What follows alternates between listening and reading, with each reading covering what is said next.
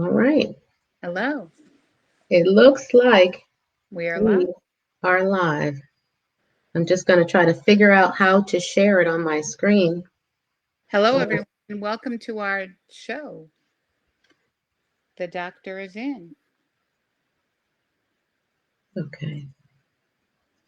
Let me see if I can't get to share this. I'm Ricky Fairley, and this is Dr. Monique Gary, and we are so awesome, so happy that you have It joined us looks like. to talk about breast cancer during the COVID-19 era. Hi, everybody. Sorry for the delay. We had a little bit of technical difficulties. I am trying to share this on my Facebook page. Ricky, you can certainly share it on your Facebook Yeah. page. But we do want to welcome everybody to the really the second, but really the first pilot with blackdoctor.org of The Doctor is In. I'm Dr. Monique Gary. I'm here with Ricky Fairley. She is the Vice President of Strategy for Sisters Network. And we want to reach women across the country, our sisters in particular who are battling breast cancer. So our survivors, our previvors, our metavivors, and their caregivers, the people who Our know warriors, our our warriors, the people who know them, the people who love them. And we want to try to survivors. connect you all to each other and to relatable and reliable resources for breast cancer. So here we are, and we're so thankful to blackdoctor.org for sponsoring this time with us today. And so the doctor's in, and we are going to be speaking with a patient and a friend of mine in a little bit, but we thought we would honor National Minority Cancer Awareness Week. It is National Minority Cancer Awareness Week. And although we're in the midst of a pandemic, we cannot de-emphasize the need for us to recognize this health disparity and for us to begin to strategize to do something about it. So today's talk is really to put a face to this disease and to share some stories with you. And we hope to get your feedback, your engagement. We want you to write in with your questions. We want you to watch, share it, watch and watch again. So thank you so much for joining us. And Ricky, I thought we would start off with a little bit of data. So I'm going to try to share my screen. And this platform is new to all of us, so hopefully you can see it as well. How about that? Can you see it, Ricky? Not yet. Try again, maybe.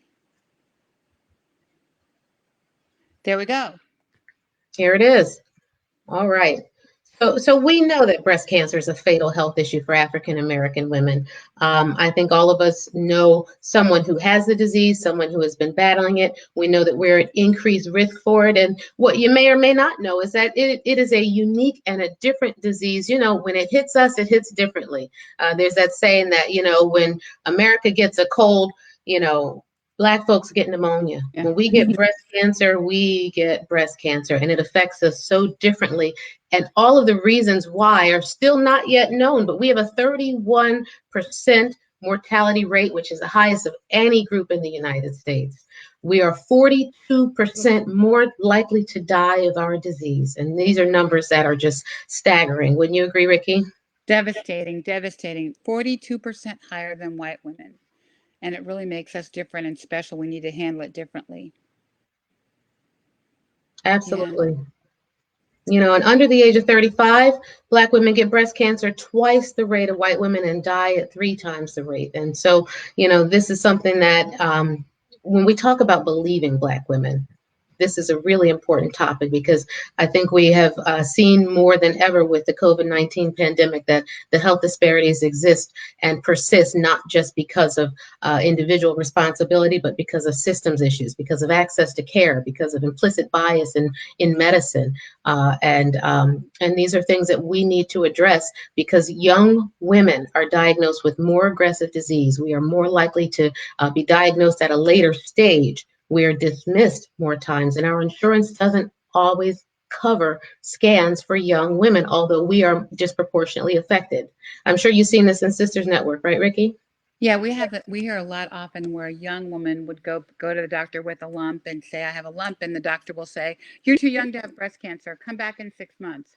6 months later, they're metastatic. So we're getting it in late stages. And a lot of it too, Monique, is that we're not checking ourselves. We're not checking our bodies. We don't know our history. I call it, we don't know our her story. And we don't know how to check ourselves and know the importance of early detection. Because we can't prevent breast cancer, we can only early detect it. And that's, we don't know our bodies. And it's funny because we do know our bodies most of the time, but we're not taking that time to really check our breasts on a monthly basis. And that's really, it's killing us. I'm going to also add to that. And I think that, people don't know what a normal breast feels like. And when I talk to patients in my office, I spend a lot of time educating them on what the different types of lumps are. What is fibrocystic breast? What do dense Right, breasts mean? And how does that feel? So that right. when you go home and you do your breast exam, you can identify with, okay, this is what the doctor told me. Here's how this lump feels. This is what my normal breast should feel like. And so I think that, we shoulder some responsibility in the medical community for not really educating patients about what they should feel and how a normal breast feels. But yes, there's a couple things that we don't necessarily like to talk about. And I look forward to the day when this changes. But I say, Black folks don't talk about money. We don't talk about our health. Those are things that we keep secret. And those secrets are things that are killing us. Right. Well, I'm an 8-year survivor, and my doctor found my lump on an annual checkup, and it was a little peanut, the size, almost it felt like a peanut under my nipple. And had I been paying attention to my body, I should have found it. And when she showed it to me, I was like, wow, how could I have not felt that before? So I wasn't checking myself. And, I was lucky that she found it. And she said, it was so aggressive that had I come in a month earlier, I probably would be here to talk about it. Wow. Wow. And that speaks also to the risk of recurrence. There's a 39% higher chance of breast cancer recurring in Black women. And so, having battled the disease, it still remains present in our minds and in our thoughts and in our daily habits that this cancer could come back. And so, why don't you talk a little bit about triple negative breast cancer for us? Sure, I had triple negative breast cancer, and it affects everybody it's about 15% of breast cancers, but it affects Black women at 2 to 3 times the rate, 2.3 times the rate of white women. And it's affecting our younger women in huge numbers. And it's the only breast cancer that does not have a drug to prevent recurrence. And so, I'm sure you guys heard of maybe tamoxifen or Herceptin, you take something for 5 years and it helps you prevent it. We don't have a drug, and so my drug is God and paddleboarding. But I think it's a horrible disease. When it comes back with a vengeance. It's extremely fatal and very difficult to treat. My doctor says I'm a miracle, her miracle, because I had stage 3A triple negative. It came back a year later. I was told I was metastatic, and I did a lot of chemo and it went away, and we don't really know why. So I know I'm very blessed to be here. I'm very passionate about talking about breast health. But triple negative, that picture actually is my friend Amber. She died 3 days before her 29th birthday, and she was diagnosed, kind of dismissed by her doctor, and went into treatment. But it was just so aggressive, she couldn't fight it. She fought a hard fight, but I'm very blessed to even be here to talk about it because a lot of us aren't. We have a lot of new things on the horizon, but it's still a nasty beast. Nasty beast. It's true. What's that? No, I said it's just a nasty beast. It is. And I think, when we read things like this, triple negative breast cancer, it's really important for us to understand what that means. What are hormone receptors? And, too many times I'll come across a patient and do a second opinion, and I'll say, so what do you understand about what's going on? And they don't. They And so don't. you can't understand your treatment if you don't understand what type of disease you have. But essentially, for the people who are watching, triple negative breast cancer means that they do not have hormone receptors on their cancer cells. Hormone receptors are little places or stations for them to receive a signal that I'm going to stop sharing my screen here, but it basically allows the cancer cell to receive a signal that then triggers cell growth. So I tell, my patients here, I'm in Pennsylvania, that is sort of like toll booths on the PA Turnpike. If you have the toll booth, then you can pay the dollar and go through the toll. So the dollar enables you to go through the toll. Essentially, the hormone hits the receptor and it triggers new cells to grow. So that's the basis for how pills like tamoxifen work. We give you a pill that blocks your estrogen. If you're postmenopausal, you get an aromatase inhibitor. It blocks your estrogen so that you can trigger no new cell growth. And so women who don't have those receptors, they're in the easy pass lane. So, that's the easiest analogy. I can take away all your dollars, but you're Right. not using dollars. And so that medication is not effective. And that's why Right. those women need chemotherapy, because something has to treat the breast and then something has to treat the whole body. And whole body treatment is medicine, either Right. through a pill or through an IV or Right. through a port. With the And report. so black women get the more aggressive kind, and for which there's no pill.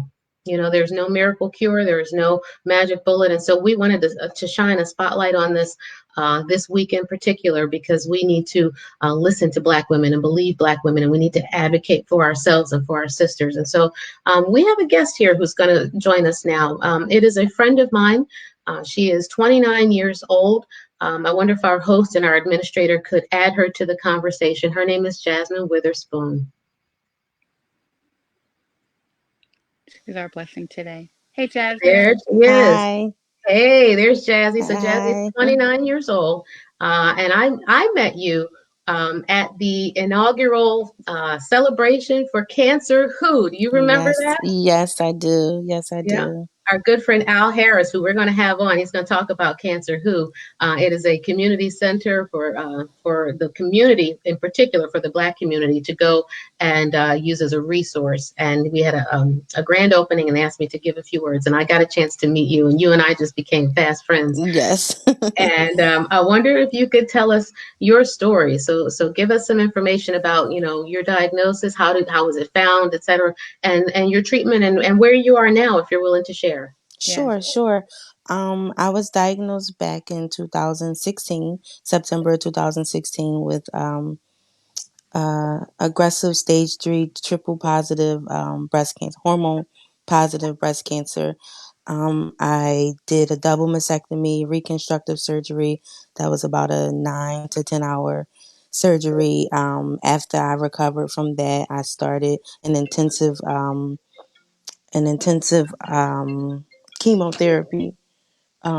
Excuse me, I'm sorry, and I did radiation as well. And then my journey was just long, and it just progressed. And then in February of 2019, it reoccurred, and they told me that I was metastatic and that it was in my lungs, and it had switched from hormone receptor positive to triple negative, which blew my mind because I've never heard of cancer getting smart and switching to something different, and that's what it did. Beast. And then I started treatment for that, and my tumors went away in my lungs, and I thought I was okay.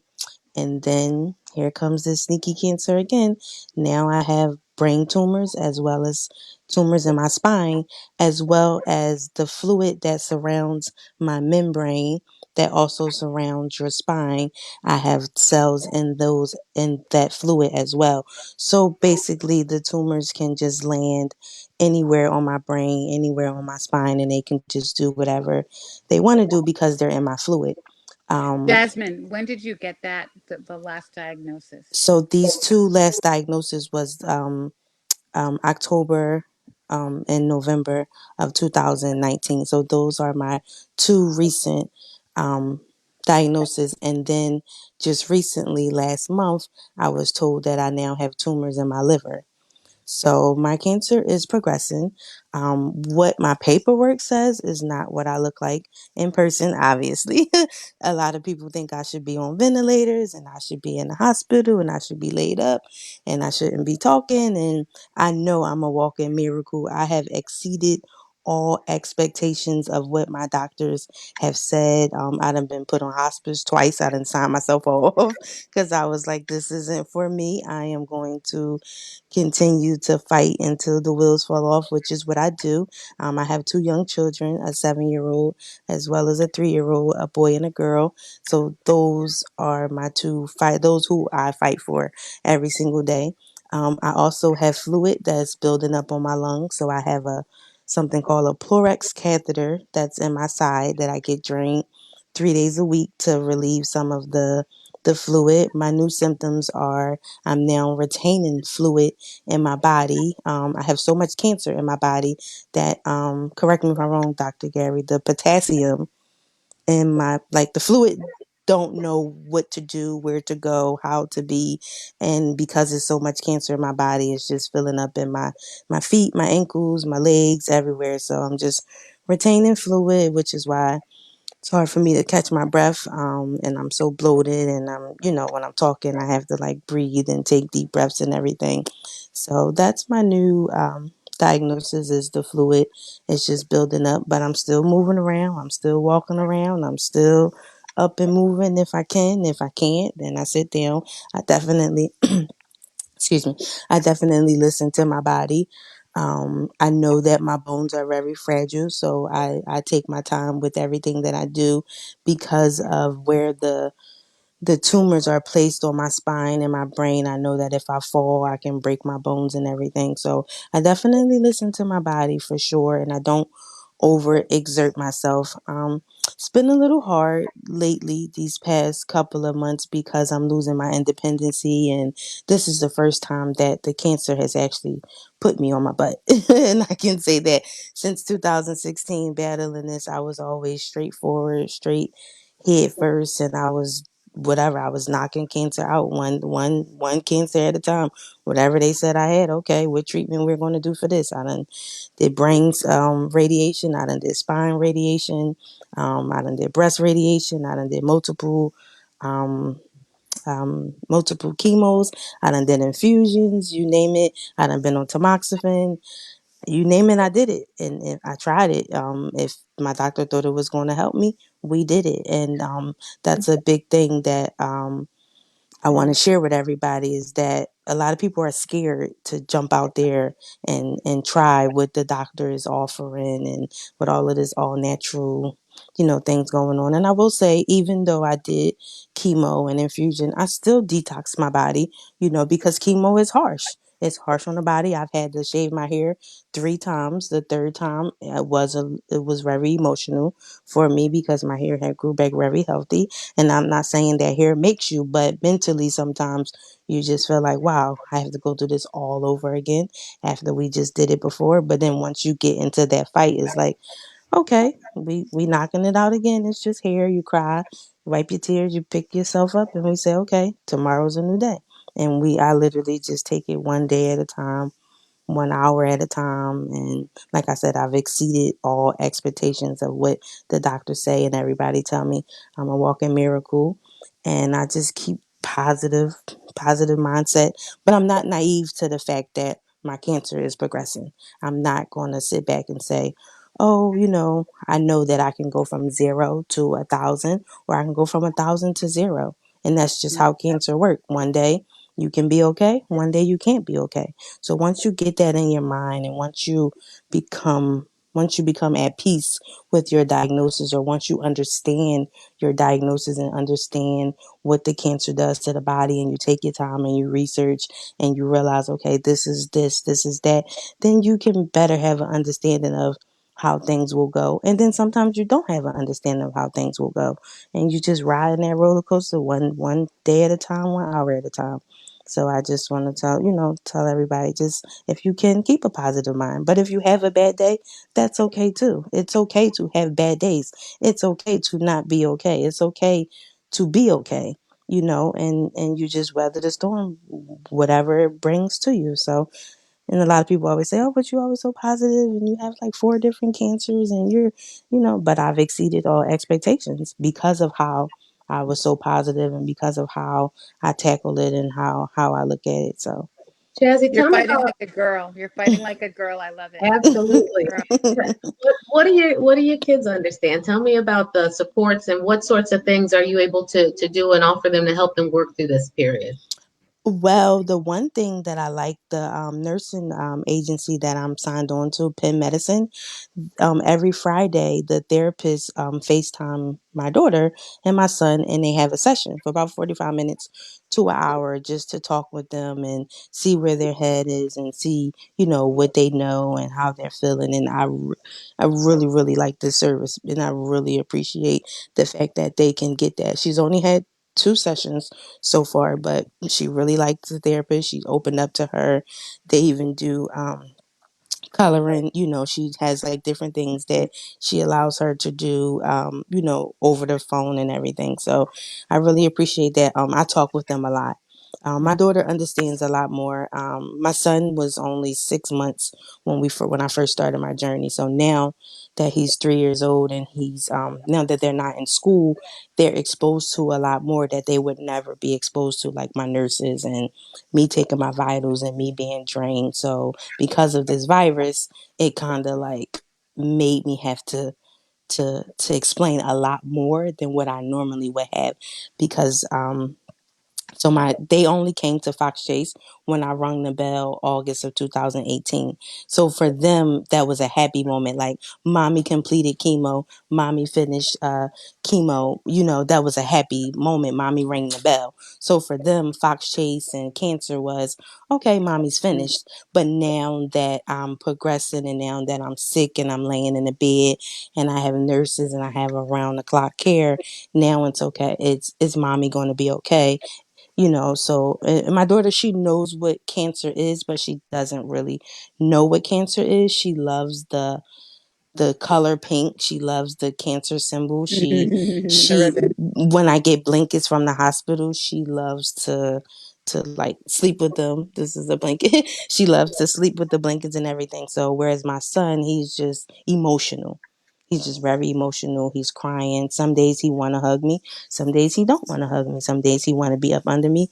Some days he doesn't. And he's asking a lot of questions. And their one question is mommy going to be okay? And Mm, my doctor's actually yesterday, she's sending me two books to read to them to have that conversation. And one of the books, I think it was called something about how to talk to a child when the parent is sick, and then the other book was something else. Oh, that's my mom. So yeah, so my village is very strong, and I have a very great support system, and so we all talk to them. Like I try to put it in layman's term as much as possible when they ask me questions, and I try to break it down and I try to get them to understand. But you never know what the child mind is thinking and wandering yeah. and stuff like that. So yeah. Mhm. Now, tell Yeah. me about any research or clinical trials. Have there been some barriers for you? Has anyone talked to you about different trials? Um, Yes and no. So when I started progressing and I got the brain tumors and the spine tumors, I went to University of Penn to see another oncologist, just to get a second opinion, just a fresh set of eyes. I felt like things were just happening too fast. It was just everything was just going too fast, and she told me that they had different trials over at University of Penn, which is a bigger hospital and it's more they do more research than Fox Chase, which is a smaller hospital. So, but I haven't tried any trials or anything like that. My recent infusion was Herceptin and Perjeta, which is something that I was already on. So that was the other thing. So my tumors that were triple negative, they turned back to hormone receptor positive, which my doctors were Really? happy because you can treat hormone receptor positive better than you can treat triple negative. So that was mind blowing as well because it's like, Mm. here it is. I went from hormone receptive positive and then I did everything to prevent that. I even had a partial hysterectomy because I was scared that it was going to come back in my other organs that carry hormones. And a partial hysterectomy at 28, I got it the day before my birthday. It Wow. was crazy. That was like a whole big thing. And then here it is, it switched to negative, and now it's back to hormone receptor positive. So they offered me the infusion, which was Herceptin and Perjeta, which I only did two treatments so far, and then that's when I started building up all of this fluid. So I just stopped doing that treatment 3 Was weeks it ago. was it a hard decision to stop treatment? No, they just told me that basically it wasn't working, so I just had to stop it anyway. Um, I wasn't going to do any more treatment. The other treatment they offered was to put a port in my brain and give me chemo directly to my brain, or to do radiation again. And the brain radiation and the spine radiation was by far the hardest treatment that I have ever taken. And I told my doctor I will never, ever, that cage being on my face, the radiation, the smell of it being burnt. A lot of young people, like they say, I smell everything. You smell metal when you smell the fluids. And when I walk in the Fox Chase, I can just smell all the medicine. And I just wasn't, that's something I'm not doing. So I told them I'll just live my life every day because that was by far the hardest treatment that I've ever did.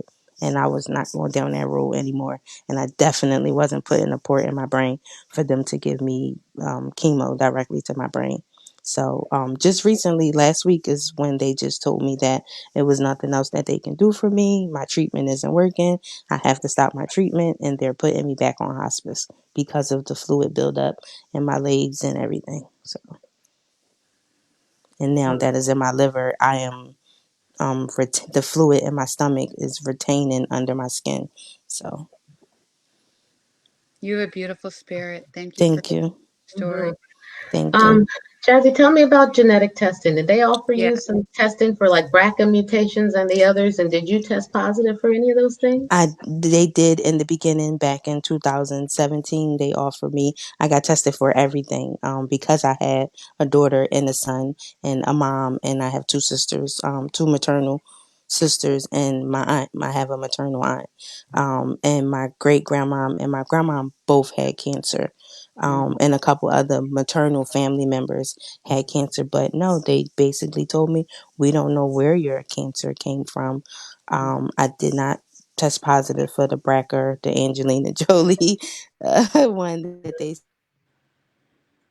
I signed on extra genetic testing that they offer because I wanted to make sure that my children were okay and my sisters were okay and even my son. I was really scared because I was pregnant with him when I was telling my doctors at my checkups that I felt two lumps in my breast, and I'm going to repeat exactly what the doctor said to me.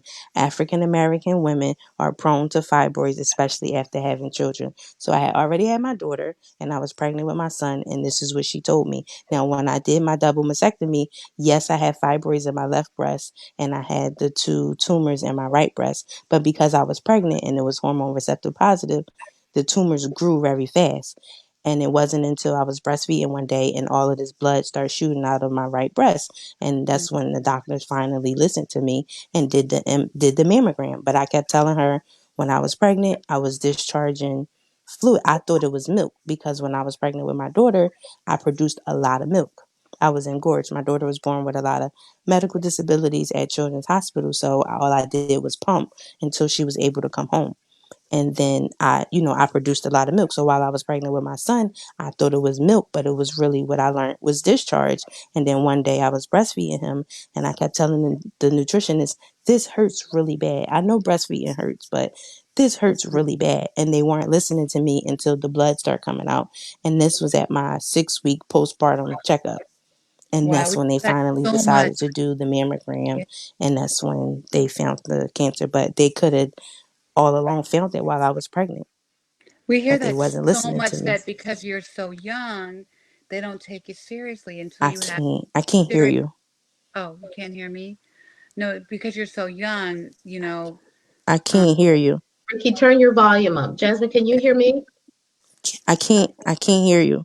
You can't hear either of us? No. It no. says waiting to go live. Hmm. Oh, maybe you're, I think that might be your internet It says connection. waiting to go live. mm, I'm still streaming, so it me might be too. your internet connection. I can't hear you. Okay, we'll work on it. We do have a couple of questions from our audience, Hmm. and one of them is how do you maintain your positive attitude? But I don't know if Jasmine can hear us to be able to answer that question because she is a joy, right? I mean, You know what? I'm going to text her and just have her talk. We can still see you. We did have another question right. um, about male breast cancer. So male breast cancer is much less common. Um, 1%. what's that? 1%, right? Hmm. It Yeah. is. It's really it's just under 1%, but that number is increasing, particularly for men in the military, potentially due to exposures, men who have the BRCA mutation. So here's the deal on the BRCA mutations is that,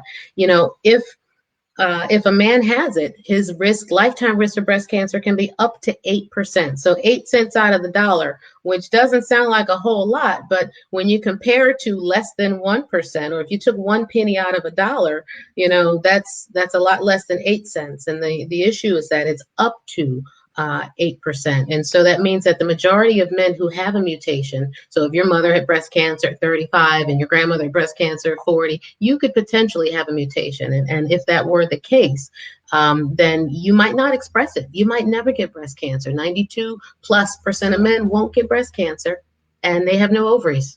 So you won't get ovarian cancer either. And so you can pass that mutation to your daughters. And so anybody who's watching, if you have a family history of breast cancer with 3 or more relatives on one side of the family, or someone young is diagnosed with breast cancer under the age of 50, you meet criteria to have a conversation with your doctor. And we'll talk about that in a different episode. But, Yeah, we have you know, we have a great episode about that with one of our breasties, Tallulah Anderson. She has BRCA in her family, and both of mhm. her carry the gene, and she and several of her siblings have had breast cancer. So we'll talk. We can do a story about that. It's great. I mean, I, it's I want to see if we can get Jasmine to log back in because I wanted her to talk about her faith and answer that question. She said she's trying now, but meanwhile, we can absolutely take some more questions. yeah. We, let's see. Let's see. Other things, let's see, can we ask a question? Chandra Pickett, yes, you can. You can absolutely ask a question. I think another important thing to talk about is really to talk about, the signs and symptoms of breast cancer. The number one sign of breast cancer is no sign at all. It's found Right. most commonly on screening. But if you feel a lump, your doctor should take that seriously. And if you find a doctor who does not take that seriously and order some Get imaging for another you, doctor. you need to Get find another another. doctor. Get another doctor. Absolutely. Yeah. Nipple discharge, if you are not nursing, is not normal. If Right. you, let's say it this way, spontaneous nipple discharge. If you squeeze and fluid comes out, that is absolutely normal. But if you wake up and your t-shirt's wet, that's not normal. Right. It's challenging, especially in pregnant women, because the hormones in pregnancy can exacerbate breast cancer. And so, there's bloody nipple discharge, any nipple discharge, nipples inverting and pulling in, things like that. Those are all signs and symptoms you want to be aware of. Yeah. Thickening of the skin as well. Dr. Monique, we've got a Hmm. question from Rhonda, and she's saying, do you feel it's safe to have a mammogram during this whole COVID crisis? And we're hearing a lot about that. Hmm. Fear.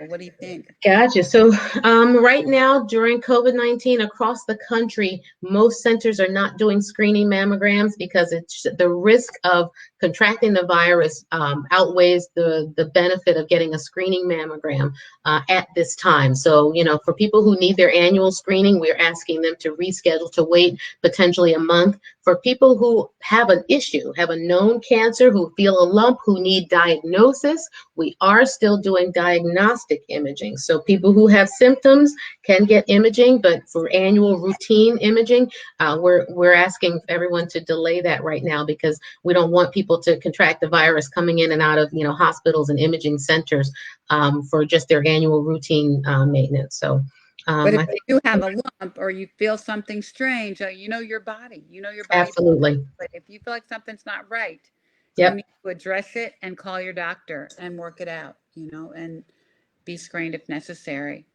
Yeah. Yeah. Mhm. Um, Absolutely. Other questions. What should males look for in breast cancer? yeah. I have a number of men in my practice, and they too have felt a lump. So, I always say, it's not just check your breast, it's check your chest. You should also check your breasts and your chest. And if you feel a lump that wasn't there before, if it's painless, if it's painful, men shouldn't really have lumps. And so, that is probably one of the most common symptoms. Sometimes their nipples will also invert. So a nipple going back in is not a normal finding either. I just talked to a patient today who had some symptoms, and it turned out to be what we call gynecomastia. So, some extra breast tissue behind the nipples that was causing it. It wasn't a cancer at all, but I really applauded him for even going and getting his imaging and, seeing a breast surgeon, especially a female one. And he said, I have no problem with that. I don't want breast cancer. Right. So you should check your chest, check your mammaries, however you want to say them, because there are a lot of non-binary people and gender fluid people out there, and it is not specific to gender. Yeah. Everybody's got mammaries. Right. Actually, our founder, Karen Jackson, she actually thinks we should call male breast cancer chest cancer, I male love it. chest cancer, and just change the name of it so there's not a stigma and not this sort of thing about it's only for women, but it's chest cancer for men. So Hmm. we love I that. love it. We have a question from Ayana. How can Black women better advocate for themselves? You take that one. Oh, so you have to fight for yourself, and I'll give you my story. My doctor really gave me 2 years to live, and and when I really probed her, she had only had two other patients that had stage 3A triple negative breast cancer. And so she was 38, she was young. And so I said, well, me, you, and God need to work this out because I have to work, put my kid through school, through college. And so she actually went with me to get a second opinion. And that's very unusual, but she wanted to learn about triple negative breast cancer. And so the two of us went and found a specialist so that she could learn. But I had to stand up and say, hold on. If you only had two cases and both of the women died, we need to fix this because I can't die right now. So we have to figure that out. So you have to stand up for yourself. And every step of the way, if you don't feel like you're getting the best information, the best care, there's more care out there. There's plenty of doctors to go to. And I think Dr. Monique, she's a blessing to so many women because she takes time, but a lot of doctors don't take the time. And if you don't feel like you're getting attention and you feel like something's going on in your body that's not right, and you know that, then you have to fight for yourself and get another doctor, go to another nurse practitioner, go to whoever to get the care that you need. It's really your responsibility because I think my doc spends what, 5 minutes with what's the average time a doctor spends with a patient, and they're so focused on whatever chemo thing they have to talk to you about today. They're not always listening to what you really have to say. And they don't even say, well, how do you feel? How do you feel, Ricky? How do you feel, Monique? And so you really have to sort of force that conversation and think about how you feel so that you can relay it to your doctor. The other thing is never go alone. If you can help it, never go to a doctor's appointment alone. And I had so much support when I was sick that I always had someone with me by my side to have the conversations, take notes. I had my daughters on the phone taking notes, and so, but you have to really have a support system. So, because you're overwhelmed when you're in these office visits, they're throwing so much information at you, and you're sick. You don't feel good. You're scared. Mhm. So you really need I that. want to I want to jump in here too, Ricky. Let me just say that there are so many more of us, and one of the goals of this program is to connect our viewers and Black women, especially, to Black doctors, Black oncologists, Black surgeons, radiation oncologists, and more, because I think that there is a sense of comfort that comes from finding. I can't tell you the number of patients who, when they see my name and they say, okay, Dr. Gary, and they think I'm a man, and then they see me and they say, oh my gosh, I'm so glad. I'm so glad to see you. Now I feel like I can talk to you. I feel better. Exactly. And we're out here. So we'll definitely connect all of you to the doctors who are taking care of cancer, especially. But, as far as advocacy is concerned, I think that one of the things that you can do is, as you do your research, write down your questions so that you have them already. Because when you're in there and that doctor is going over things, a lot of times it just goes right over your head. Go over your head. You don't And hear you it. need to stop that doctor. I tell my patients, listen, nobody leaves until everybody understands what's going on. Right. And There's so so, many big words and that, mhm, that you can't have the vocabulary for it and you need true. help. Yeah, You it's true. Partner with the community organizations, because lots of times you'll find survivors who are willing to go with you, who are willing to answer questions, who are willing to share their stories and their network. We really do need kind of a green book of, who was your oncologist, what plastic surgeon did you see, and who spends time with the patients and help each other navigate. And so finding people to help you navigate from the community is really important because in more affluent settings, there are navigators who will help you navigate through every aspect.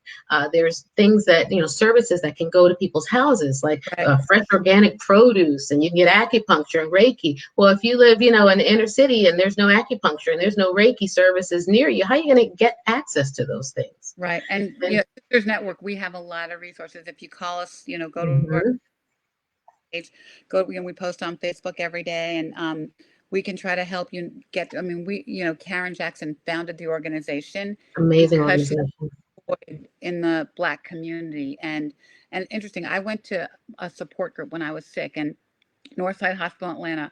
I was the only Black patient in the room, and I was the only one with triple negative in the room, and I couldn't relate to anything that anyone was talking about. So having a sisterhood of Black women is just so important, so that you can have people, and I love my friends so much, but I love my breasties. I have a different relationship with my breasties because they've been through what I've been through, and I can call them and say, okay, this is what's going on, this is how I feel. Oh, or today I'm having a suck day, help me out, because they have a different understanding of what we're going through. And we have a network of amazing women all over the country in 20 chapters to help us. So there she is. She's Can back, you our hear me? Jasmine. We can hear Yay. you. Yes. I want Yay. to let me just interject real quickly, Ricky, and say you're absolutely right. And Ayana brought up a great point, and she was on our first program, and she said she fired her oncologist and found a new one. I Right. think that you should not be afraid to get a second Don't be opinion. afraid. Any doctor who is offended by that is maybe not the doctor for you, because you always have the right to Right. get your questions answered. Use your Right. networks and your resources. Go to Sisters Inc. and find people who will partner. There are chat groups there, and they're a source of friendship and strength because you are not Right. battling this alone. You're We not did have Alone. we had a no one. question about a fibroadenoma getting removed. If something is growing in your breast and getting larger, it probably should be removed. Even if it is likely benign, it at least needs to be biopsied. So to the person who asked that question, yes, anything larger than about 2.5 inches, number one, should be removed. But if you feel a lump and it's getting bigger, some doctor needs to do a biopsy of it. But Jazzy, we got a couple minutes left, and I want to give Okay. the floor to you. I want you to tell me about your faith. Tell me what you said Yeah, about everyone your to know why bishop, you're and such a miracle. Like you have how your spirit is so high. tell us what's Oh, getting you through, so baby. okay, so I got baptized in December, and once I got baptized, I started um talking to my bishop more and realizing that when you find your purpose in life and when Hmm. you find what God called you to do, and you're at peace with it, then you know that you're covered. And no matter what no doctor say, you know that God has the final say so.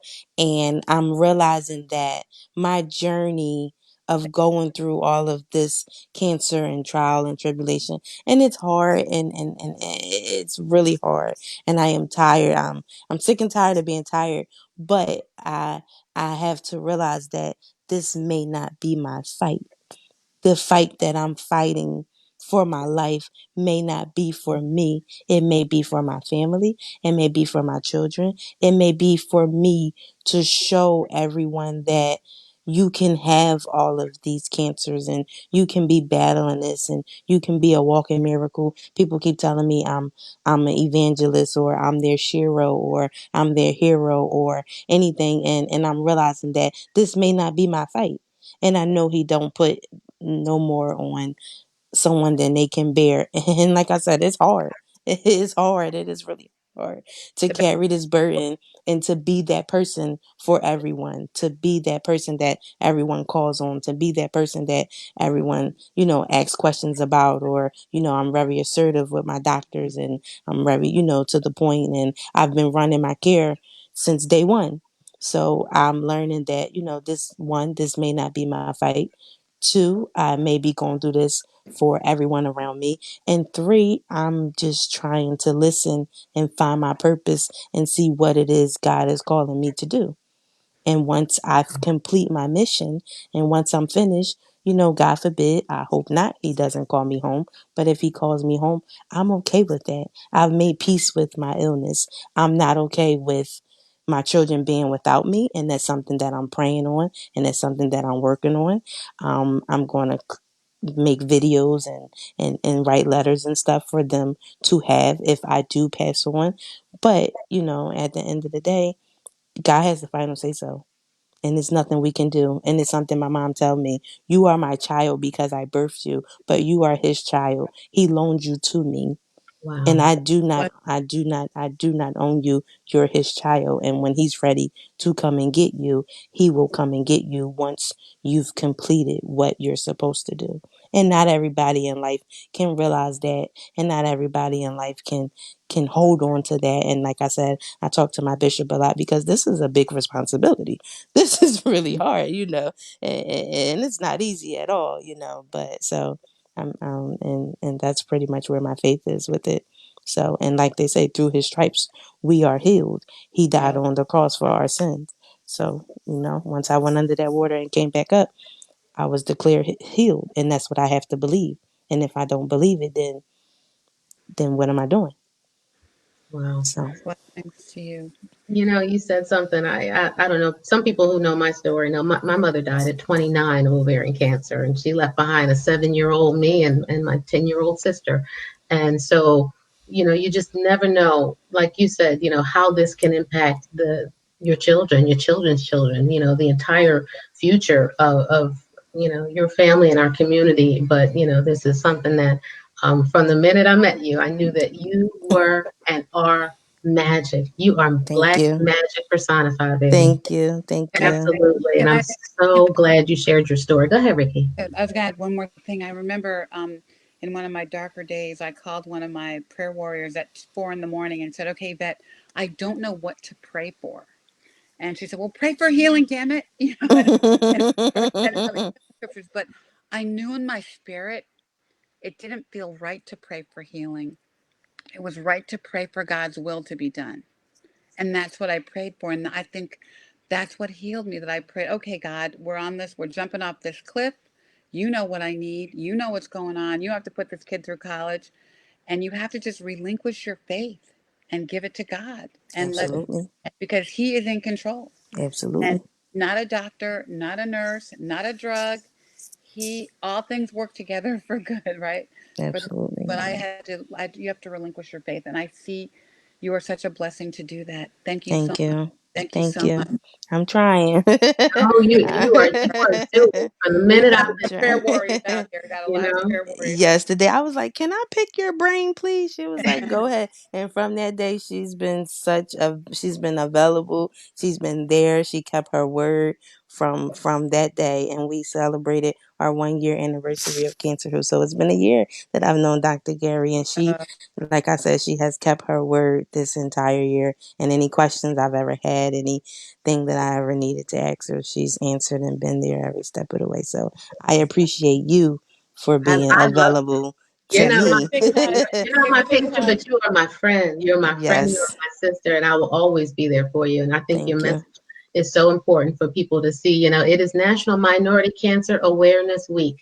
And, Yes. it really, the whole month is National Minority Health Month. Yeah. But this particular week was dedicated to cancer. And, we really need to shine a light on this thing. So I am just I'm so grateful to blackdoctor.org for giving us a platform Congratulations. to even talk about Yes. these Thanks for things. sharing. We want to talk more about breast cancer and COVID because this is a challenging time right now for people to get their treatment and to stay connected and to get the same resources. And so we'll talk more about that. But we had to take a break. I'm gonna call you our praise break. We had to take a praise break and give thanks for you and for your story and just for your light. You're so Yes. beautiful, and So, Thank you. so I'm so precious. blessed to know you.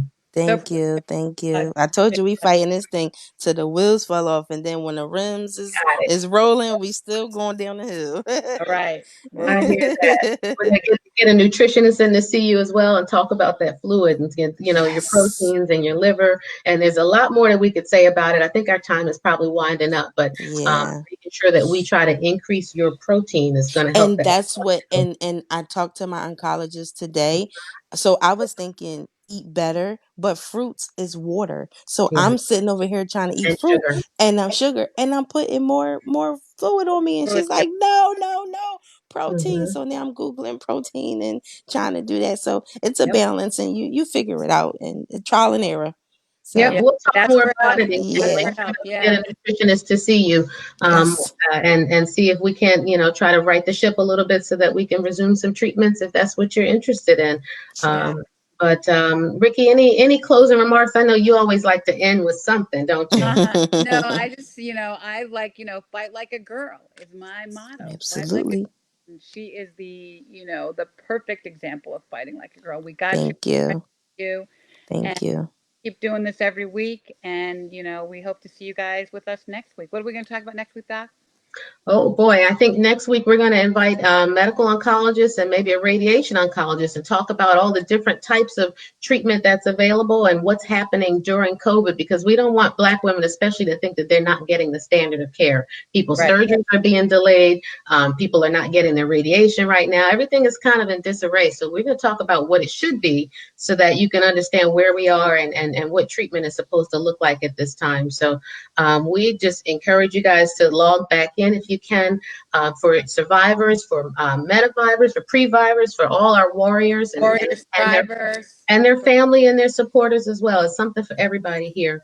Right. You And you can can find always, us on social media. Ricky, why don't you give Sisters Network so that we want to yeah, keep the conversation going. We want your questions and your comments. We want your testimonies. So why don't you tell them where to find us? sure. You can email us at infonet@sistersnetworkinc.org. You can find me on Twitter at Ricky Dove, RICKIDOVE. And, reach out on Instagram or Twitter. And Monique is on Twitter as well. And Instagram as well, Dr. Monique Gary on yeah, Instagram. You can always message me. You can log in and follow us, and we'll give you the scoop. So thank you right. again to Thank you, Doctor. blackdoctor.org. And Jazzy, I love you. Yes. Love you Love you guys guys. Praying too. for Love you. you guys. And I'm excited about the book. Somebody said you got to write a book. One of the comments. Well, I Good. am. I am. So Good. like I said, my daughter was born with a lot of medical disabilities. So my book, and then I was pregnant with my son when I got diagnosed. So because of them, I survived, and I'm gonna make sure that I get that on the shelves. That's your legacy. Definitely. That's your legacy. That There you go. is that is definitely, most definitely my legacy. And I also started a LLC called Survivor Circle, where I would host it twice a month at the Cancer Who Care Center, and we just sit around, laugh, talk, cry, scream, pray, holler, whatever you want to do. But it's called Survivor Circle LLC. So definitely. So, but because of them, I survived. I'm gonna get my book out there. I promise. Great. Absolutely. I'll All do right. whatever Promise I you. can to Help you. help Let you. us know. Yeah. Let us I know. will. I All will. I right. Everyone will. take Well, thank you care. all for logging into the Doctor Zen. We Yes. hope it's relatable, it's reliable, we hope it's real, and we'll see you next week. Thank you Yeah. all so Stay much. safe, God safe Yes. bless. and Bye healthy. bye. Bye bye.